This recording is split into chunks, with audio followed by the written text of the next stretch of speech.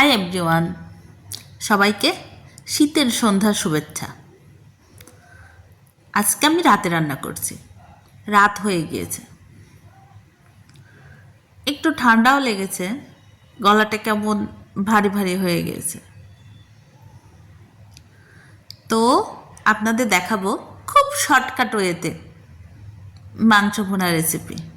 হ্যাঁ, এভাবে যখনই আপনার সময় কম থাকবে মাংস ভুনা করে নেবেন, আপনার খেতে কিন্তু ভীষণ ভালো লাগবে।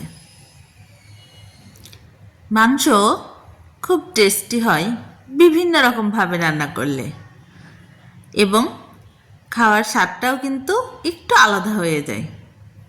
আপনি মাংস সব রকমভাবে রান্না করে দেখবেন, তবে আমি এখন যেরকমভাবে রান্না করছি এরকমভাবেও কিন্তু খেতে খুব ভালো লাগে। আমি এখানে মাংসগুলো ভালো করে কেটে ওয়াশ করে রেখে দিয়েছিলাম, পানিটা ঝরিয়ে নিয়েছি। এখানে দিয়ে দিয়েছি পেঁয়াজ কুচি, রসুন থেঁতা, কিছুটা পেঁয়াজ থেঁতা, কাঁচামরিচ ফালি, আদা পেস্ট, রসুন পেস্ট, হলুদের গুঁড়ো, মরিচের গুঁড়ো, ধনিয়ার গুঁড়ো, জিরার গুঁড়ো। স্বাদ আপনাদের ঝাল অনুপাতে, যেরকম ঝাল খেতে পছন্দ করেন, তবে আমি মাংসের ঝালটা একটু বেশি খেতে পছন্দ করি।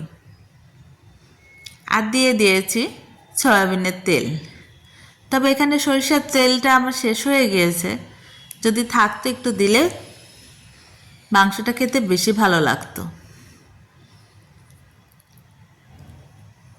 এখানে আমি তেজপাতা, লং, দারচিনি, এলাচ সবগুলোই মশলা অ্যাড করে দিয়েছি।